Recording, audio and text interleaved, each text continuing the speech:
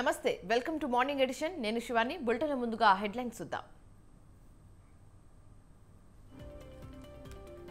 నేడు BJP CEC సమావేశం AP అభ్యర్థులపై రానున్న స్పష్టత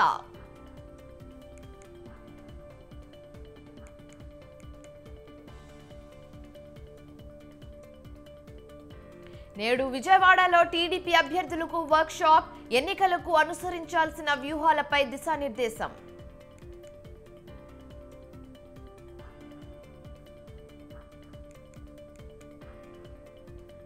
నేటితో ముగియనున్న కవిత ఈడీ కస్టడీ మధ్యాహ్నం కోర్టులో హాజరుపరచనున్న ఈడీ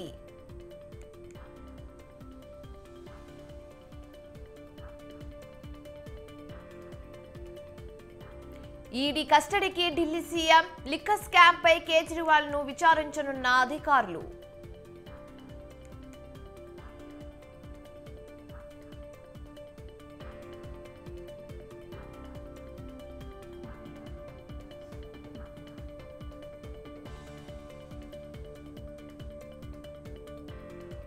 నేడు సర్వేపల్లిలో నిజం గెలవాలి కార్యక్రమం చంద్రబాబు అరెస్ట్ సమయంలో మృతి చెందిన కుటుంబాలకు పరామర్శ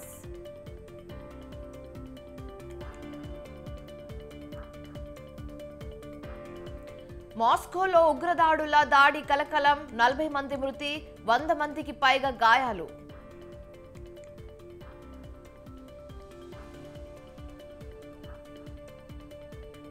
నేడు ఐపీఎల్లో పంజాబ్ వర్సెస్ ఢిల్లీ చండీగఢ్ వేదికగా మ్యాచ్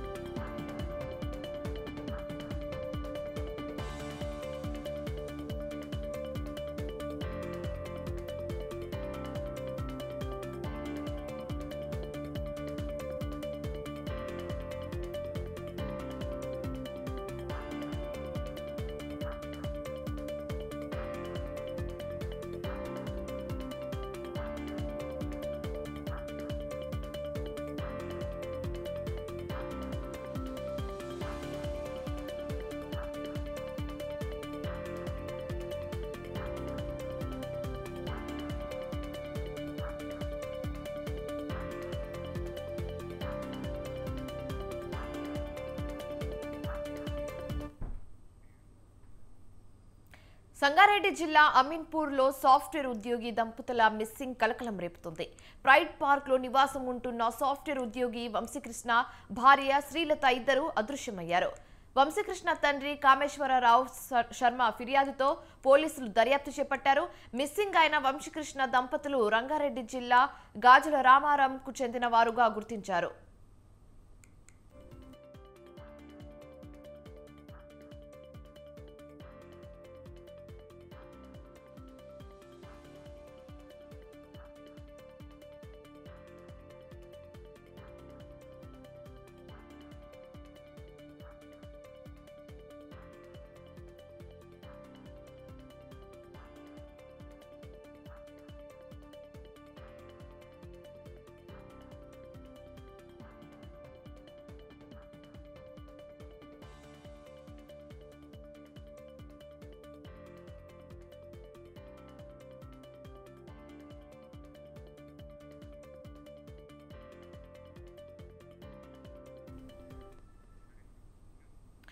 అయితే ఈ మిస్సింగ్ కేసుకు సంబంధించి మరింత తాజా సమాచారం అందించడానికి మా ప్రతినిధి ఉషా ఫోన్ ఇన్ లో రెడీగా ఉన్నారు. ఉషా చెప్పండి.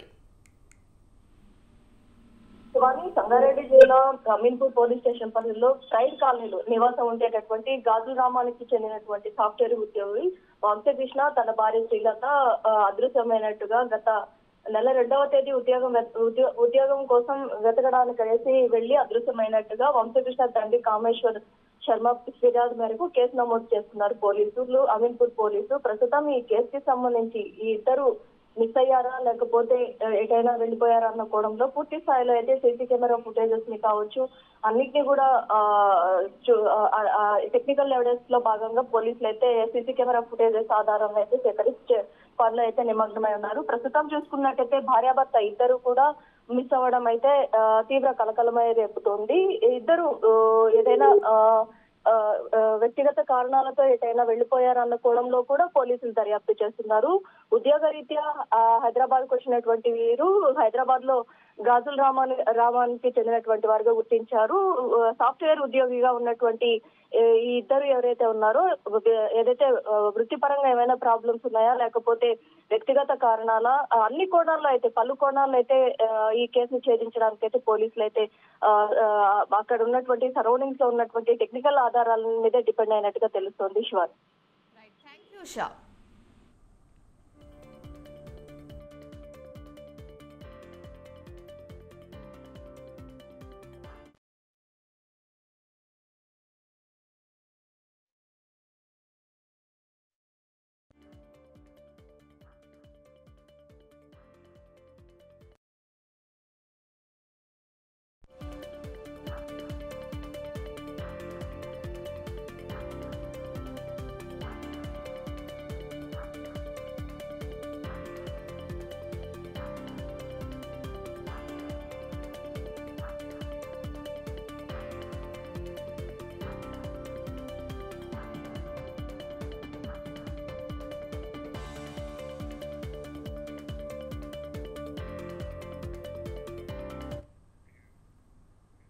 తెలంగాణలో ఫోన్ ట్యాపింగ్ వ్యవహారం ప్రకంపనలు సృష్టిస్తుంది. సస్పెండెడ్ డీఎస్పీ ప్రణీత్ రావు విచారణలో సంచలన విషయాలు బయటకు వస్తున్నాయి. అయితే తాజాగా ప్రణీత్ రావు ఇచ్చిన స్టేట్మెంట్ ఆధారంగా ప్రముఖ న్యూస్ ఛానల్ ఎండీ శ్రవణ్ రావు ఇంట్లో పోలీసులు తనిఖీలు చేశారు. శ్రవణ్ ఆఫీస్లో ఒక ప్రత్యేక సర్వర్ రూమ్ ఏర్పాటు చేసి వ్యాపారవేత్తలు, రాజకీయ నాయకుల ఫోన్ ట్యాపింగ్ కు పాల్పడినట్టు ప్రణీత్ రావు స్టేట్మెంట్ ఇచ్చారు. అయితే ప్రణీత్ రావు ఇచ్చిన ఆధారాలతో శ్రవణ్ ఇంట్లో పోలీసులు సోదాలు చేశారు. శ్రవణ్ కుమార్ లండన్ పారిపోయినట్లుగా పోలీసులు అనుమానిస్తున్నారు.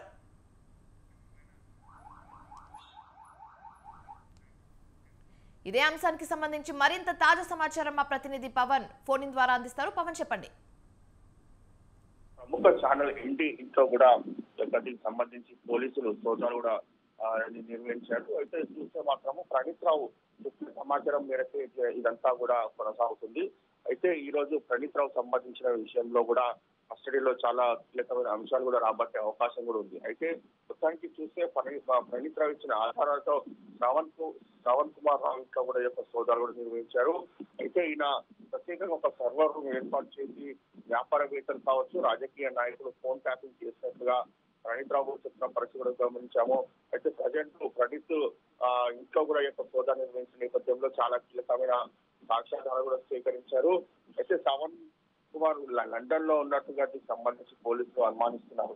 సో మొత్తానికి చూస్తే శ్రవణ్ సంబంధించిన విషయంలో కూడా చాలా కీలకమైన అంశాలు కూడా పోలీసులు రాబట్టారు. అయితే ఇంతమంది ఫోన్ కాల్స్ సంబంధించిన ట్యాపింగ్ చేశారు, రికార్డ్ చేసి దాని తర్వాత శ్రవణ్ కుమార్ రావు ఎవరికి యొక్క పూర్తిగా దీనికి సంబంధించి ట్రాన్స్ఫర్ చేశారు యొక్క కాల్ రికార్డ్స్ అనే దానిపైన కూడా ప్రజెంట్ ప్రణీత్ రావును కూడా ప్రశ్నిస్తున్న నేపథ్యంలోనే ఆ యొక్క కొన్ని విషయాలు మాత్రం చెప్తున్నారు. పూర్తిగా దీనికి సంబంధించిన ఆ విషయాలు మాత్రం పోలీసులకు సహకరించడం లేదన్నట్టుగా మనకు సమాచారం తెలుస్తుంది. మొత్తానికి మాత్రము ఈ రోజు చివరి రోజు యొక్క కస్టడీకి సంబంధించిన దానిపైన కూడా చాలా ఉత్కంఠంగా కొనసాగనుంది. ఎందుకంటే ఈ యొక్క విషయంలో చాలా కీలకంగా మారున్నారు Praneeth Rao. Right, thank you Pawan.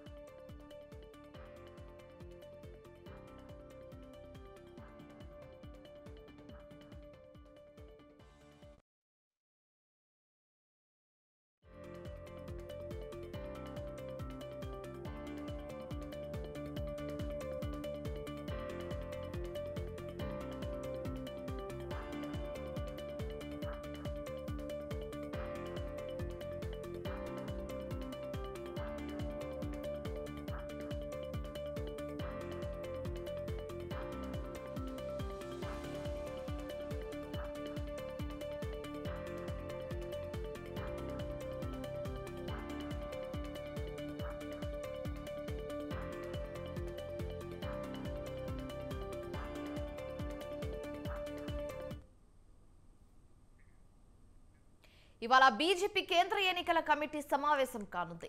ఢిల్లీలో జేపీ నడ్డా అధ్యక్షన కేంద్ర ఎన్నికల కమిటీ సమావేశం అవుతుంది.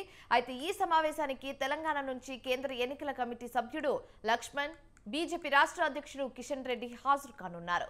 బీజేపీ పార్లమెంట్ అభ్యర్థుల ఎంపికపై కమిటీ ముఖ్య నేతలు సమావేశంలో చర్చించనున్నారు. అయితే ఈ సమావేశం తర్వాత అభ్యర్థుల పేర్లు ప్రకటించే అవకాశం ఉంది.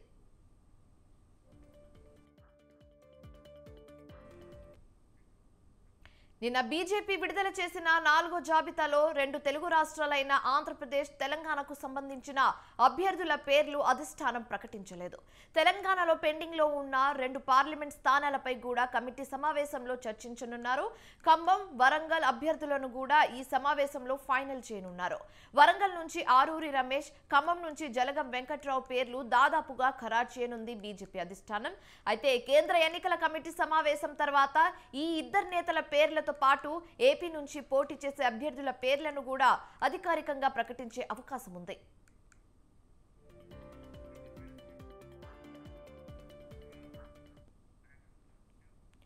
బీజేపీ 3వ జాబితాకు సంబంధించి మరింత తాజా సమాచారం మా ప్రతినిధి శ్రీనివాస్ ఫోన్ ద్వారా అందిస్తారు. శ్రీనివాస్, చెప్పండి. శివాని, ఈ రోజు ఢిల్లీలో భారతీయ జనతా పార్టీ కేంద్ర ఎన్నికల కమిటీ సమావేశం జాతీయ అధ్యక్షుడు జేపీ నడ్డా అధ్యక్షత జరుగుతుంది. నిన్న జరగవలసినటువంటి సమావేశం ముఖ్య నేతలు అందుబాటులో లేకపోవడం వల్ల వాయిదా పడి ఈ రోజు నిర్వహిస్తున్నారు. ప్రధానంగా రానున్న పార్లమెంటు ఎన్నికల్లో అభ్యర్థుల జాబితా గురించే ఈ సమావేశం నిర్వహిస్తున్నారు. అందులో భాగంగా ఇటు తెలుగు రాష్ట్రాలైనటువంటి తెలంగాణ, ఆంధ్రప్రదేశ్ కు సంబంధించిన అభ్యర్థుల ఎంపికపై కూడా ఈ రోజు చర్చించే అవకాశం ఉంది. ప్రధానంగా ఇప్పటికే తెలంగాణలో దాదాపుగా అన్ని స్థానాల నుంచి అభ్యర్థుల ఖరారైంది. అయితే ఖమ్మము, వరంగల్ జిల్లాకు సంబంధించినటువంటి 2 పార్లమెంటు స్థానాల్లో అభ్యర్థుల పేర్లను ప్రకటించే దాంట్లో పెండింగ్ ఉందని చెప్పవచ్చు. ఈ రోజు ఈ 2 పార్లమెంట్ స్థానాలకు సంబంధించిన అభ్యర్థుల పేర్లు కూడా అధికారికంగా ప్రకటించే అవకాశం ఉంది. అయితే వరంగల్ నుంచి ఆరూరి రమేష్ బీఆర్ఎస్ మాజీ ఎమ్మెల్యే ఆయన బీజేపీలో చేరారు.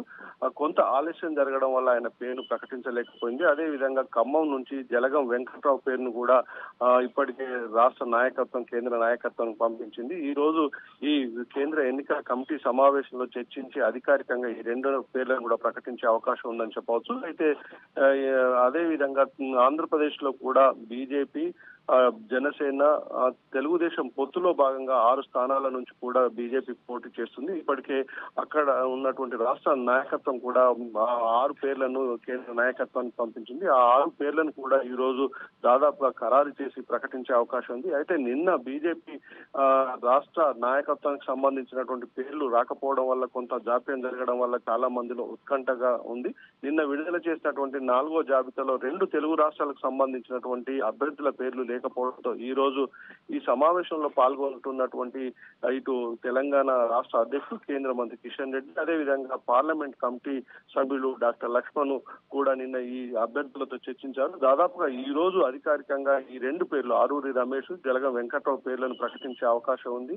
అదే విధంగా ఏపీ నుంచి కూడా 6 సభ్యులు ఉన్నటువంటి అంటే పార్లమెంట్ సభ్యులకు సంబంధించిన పేర్లను కూడా అధికారికంగా ఈ రోజు ప్రకటించే అవకాశం ఉందని చెప్పవచ్చు.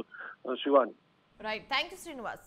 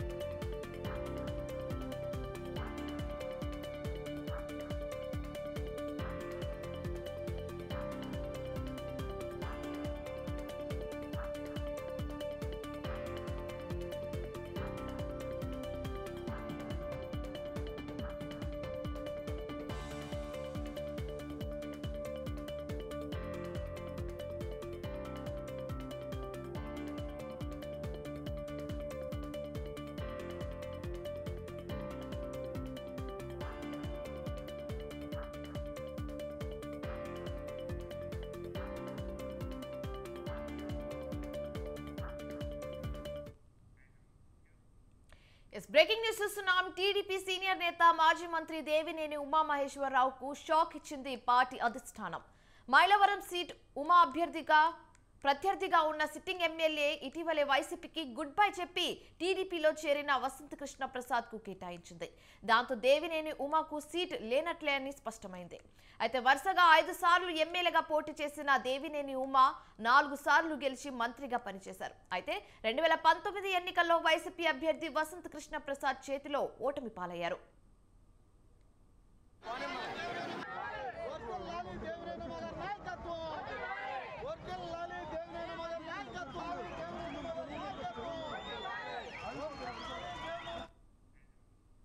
వసంత కృష్ణ ప్రసాద్ టీడీపీ గూటికి చేరడం, మైలవరం టికెట్ కోసం తీవ్ర పోటీ ఏర్పడింది. ఇటు దేవినేని ఉమా, అటు వసంత కృష్ణ ప్రసాద్ టికెట్ కోసం తీవ్రంగా పోటీ చేశారు. అయితే టీడీపీ తాజా జాబితాలో మైలవరం నుంచి వసంత కృష్ణ ప్రసాద్ కు చోటు లభించింది. సీటు హామీతోనే వైసీపీ నుంచి టీడీపీలో చేరిన వసంత్కే చంద్రబాబు టికెట్ ఇచ్చారు. పార్టీలో సీనియర్ అయిన దేవినేనికి టికెట్ దక్కకపోవడం ఇప్పుడు ఏపీలో చర్చనీయాంశమైంది. మైలవరం కాకపోయినా పెనుమలూరు టికెట్ వస్తుందని దేవినేని ఉమావర్గం భావించింది. అయితే పెనుమలూరు టికెట్ ను బోడే ప్రసాద్ కే కట్టబెట్టింది టీడీపీ అధిష్టానం. ఇక మైలవరం చేజారిపోవడం కాదు, ఆశించిన పెనుమలూరు టికెట్ కూడా దేవినేని ఉమామహేశ్వరరావు తీవ్ర అసంతృప్తితో ఉన్నారు.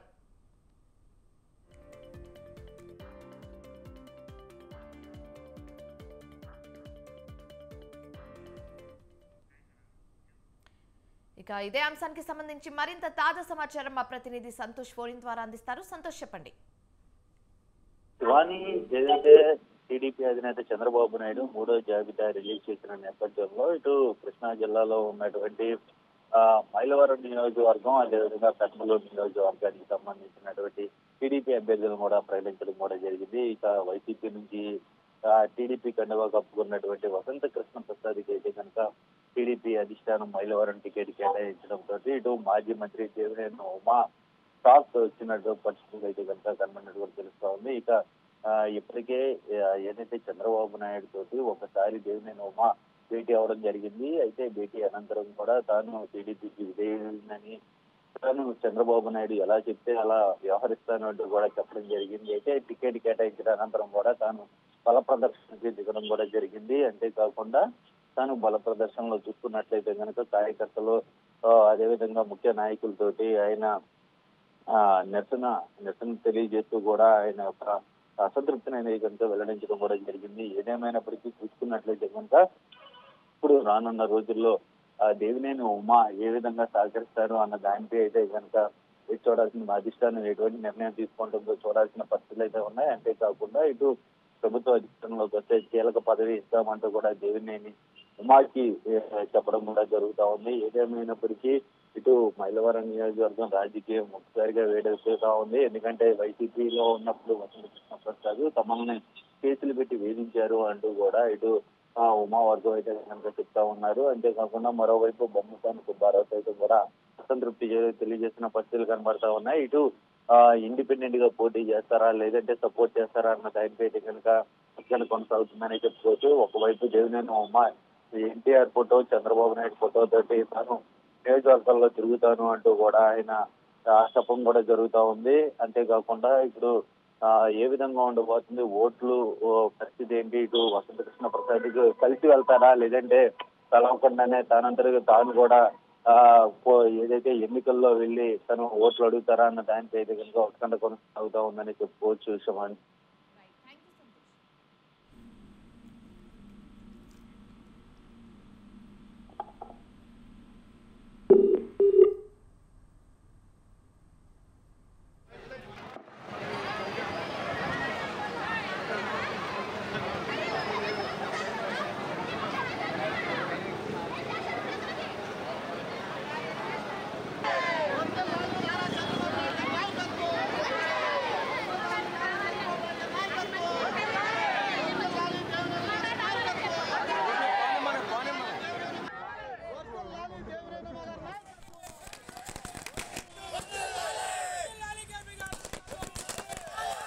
విజయవాడలో వర్క్షాప్ పెట్టారని చెప్పారు. ఆ వర్క్షాప్కి అటెండ్ అవ్వాల్సింది.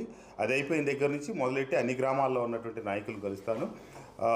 చిన్న చిన్న పొరపక్షాలున్నా కూడా గత 15 సంవత్సరాల నుంచి దేవినేని ఉమామహేశ్వరరావు గారు అక్కడ ఇన్ఛార్జిగా ఉండటం, శాసనసభ్యులుగా గడిచిన 5 సంవత్సరాల ప్రతిపక్ష నాయకులుగా అక్కడ ఉన్నందువల్ల వారితో కొంతమందికి అనుబంధం ఉంది కాబట్టి వెళ్ళి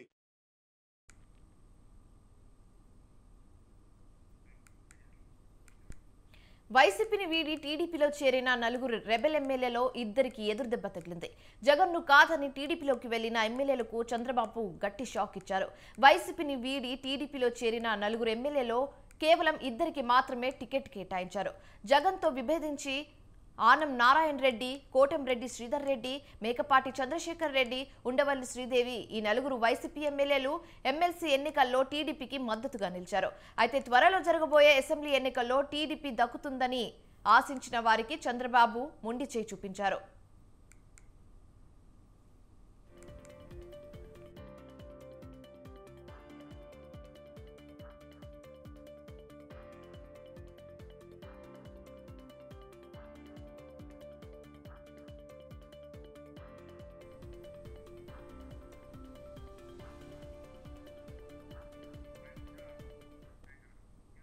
ఆనం రామ్ నారాయణ రెడ్డి, కోటంరెడ్డి శ్రీధర్ రెడ్డిలకు మాత్రమే టీడీపీలో తిరిగి టికెట్లు దక్కించుకోగలిగారు. ఉండవల్లి శ్రీదేవి, మేకపాటి చంద్రశేఖర్ రెడ్డిలకు తీవ్ర నిరాశ ఎదురైంది. మేకపాటి చంద్రశేఖర్ రెడ్డి, ఉండవల్లి శ్రీదేవిల నియోజకవర్గాలలో వేరే వ్యక్తులకు టికెట్లు కేటాయించారు. అయితే ఉండవల్లి శ్రీదేవికి మాత్రం టికెట్ ఇవ్వలేదు. బాపట్ల ఎంపీ సీటుపై ఎన్నో ఆశలు పెట్టుకున్న శ్రీదేవికి చివరికి నిరాశ మిగిలింది. ఇక టీడీపీ విడుదల చేసిన 3వ జాబితాలో బాపట్ల అభ్యర్థిగా టి కృష్ణప్రసాద్ పేరు ఉంది. దీంతో శ్రీదేవి తాను మోసపోయానని గ్రహించారు. తనకు టికెట్ దక్కకపోవడంపై ఉండవల్లి శ్రీదేవి తాజాగా సోషల్ మీడియాలో పెట్టిన ఓ పోస్ట్ ఇప్పుడు హాట్ టాపిక్ గా మారింది.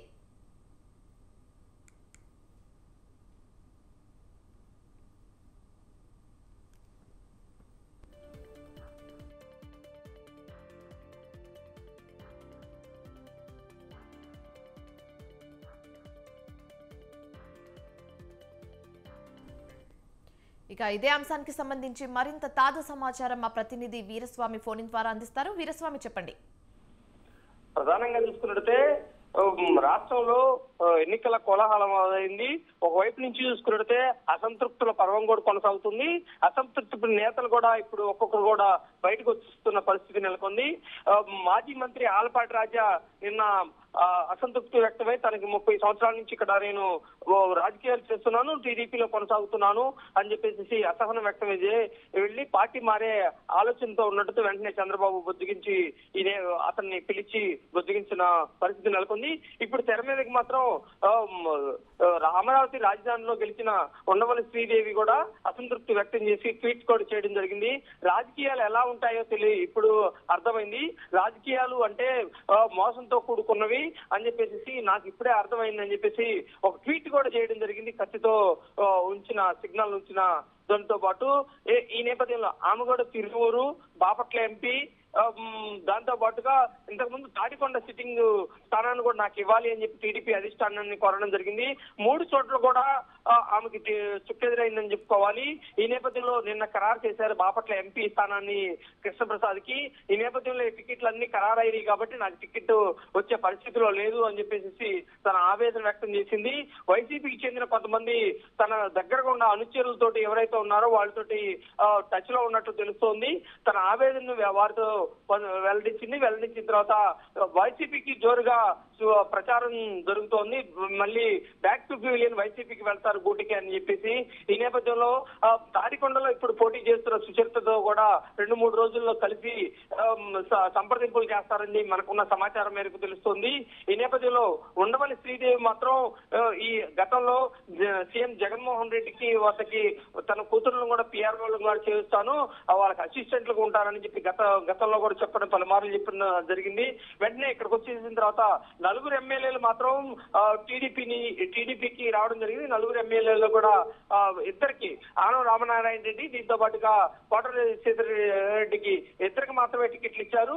దీంతో పాటు చంద్రశేఖర్ రెడ్డికి, దీంతో పాటు ఉండవల్లి శ్రీదేవికి ఇద్దరికి టికెట్లు ఈ పరిస్థితి నెలకొంది. ఈ నేపథ్యంలో వాళ్ళని బుజ్జగించిన పరిస్థితి కూడా లేదు, కొత్తగా వచ్చారు కాబట్టి.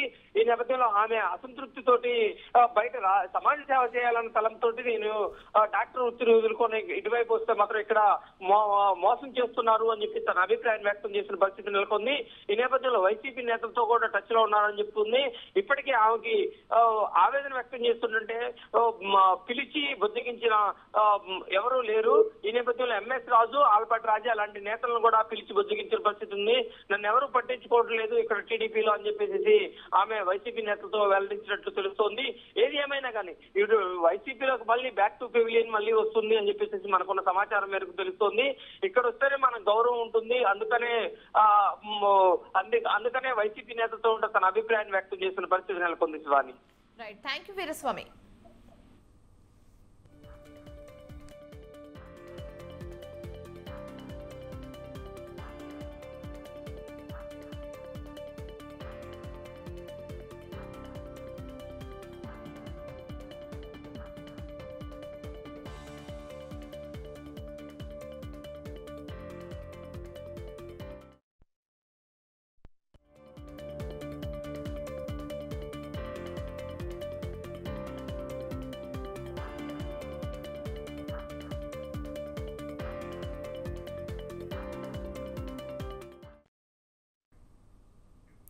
బ్రేకింగ్ న్యూస్ చూస్తున్నాం. ఢిల్లీ మద్యం కుంభకోణానికి సంబంధించి మనీ లాండరింగ్ కేసులో అరెస్ట్ అయిన ఢిల్లీ సీఎం కేజ్రీవాల్ ను 6 రోజుల పాటు ఈడీ కస్టడీకి అప్పగిస్తూ రౌజ్ అవెన్యూ కోర్టు ఉత్తర్వులు జారీ చేసింది. కేజ్రీవాల్ ను ఈ నెల 28వ తేదీన మధ్యాహ్నం 2 గంటలకు మళ్లీ కోర్టులో ప్రవేశపెట్టాలని ఈడీని ప్రత్యేక జడ్జి కావేరి బవేజా ఆదేశించారు.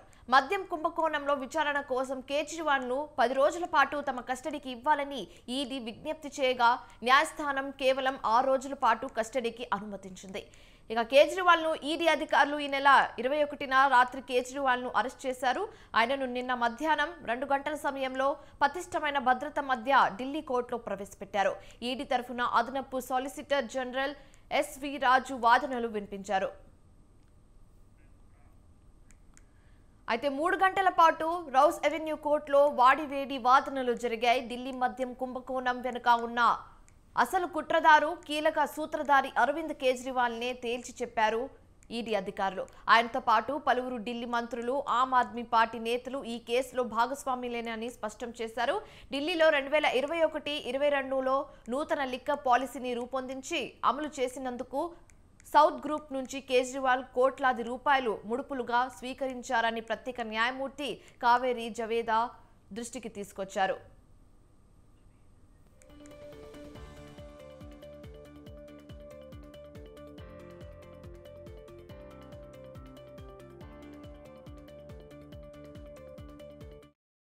कुछ कहना है, कुछ संदेश सर? मेरा जीवन देश के लिए समर्पित है और चाहे अंदर हो या बाहर देश के। अविन सर कुछ कहना है, कुछ संदेश सर? मेरा जीवन देश के लिए समर्पित है और चाहे अंदर हो या बाहर देश के। अविन सर कुछ कहना है, कुछ संदेश सर? मेरा जीवन देश के लिए समर्पित है और चाहे अंदर हो या बाहर देश के। బీఆర్ఎస్ ఎమ్మెల్సీ కవిత ఈడీ కస్టడీ నేటితో ముగియనుంది. ఇవాళ మధ్యాహ్నం కవితను రౌజ్ అవెన్యూ కోర్టులో హాజరుపరచనున్నారు ఈడీ అధికారులు. అయితే కస్టడీ పొడిగింపు లేదా కవితను జ్యుడిషియల్ కస్టడీకి ఇవ్వాలని కోరే అవకాశం ఉంది. 6వ రోజు కస్టడీలో ఉన్న కవితను ఈడీ అధికారులు ప్రశ్నించారు. లిక్కర్ పాలసీ, మనీ లాండరింగ్ కేసులో కవిత పాత్ర, 100 కోట్ల ముడుపులు, సౌత్ గ్రూప్ పాత్ర, సిసోడియా, కేజ్రీవాల్తో ఒప్పందాలు సహా నిందితులు ఇచ్చిన వాగ్మూలాలపై అధికారులు కవితను ప్రశ్నించారు. లిఖితపూర్వకంగా, మౌఖికంగా కవిత నుంచి వివరాలు సేకరించారు. మరోవైపు సుప్రీంకోర్టులో కవితకు చిక్కెదురైంది. బెయిల్ కోసం ట్రయల్ కోర్టునే ఆశ్రయించాలని సుప్రీంకోర్టు స్పష్టం చేసింది.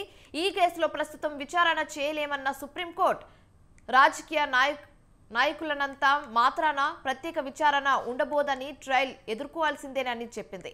చట్టం అందరికీ ఒకటేనని స్పష్టం చేసింది. రిట్ పిటిషన్లో లేవనెత్తిన అంశాలను విజయ్ మదన్ లాల్ కేసుతో కలిపి విచారణ జరుపుతామని తెలిపింది. అయితే ఈ కేసులో పిటిషనర్ ట్రయల్ ఎదుర్కొని తీరాల్సిందేనని justice Sanjiv Khanna, justice Sundaresh, justice Bela త్రివేదులతో కూడిన ధర్మాసనం తేల్చి చెప్పేసింది. అయితే కవిత వేసిన రిట్ పిటిషన్ పై 6 వారాల్లో కౌంటర్ ఫైల్ చేయాలని ఈడీకి నోటీసులు జారీ చేసింది.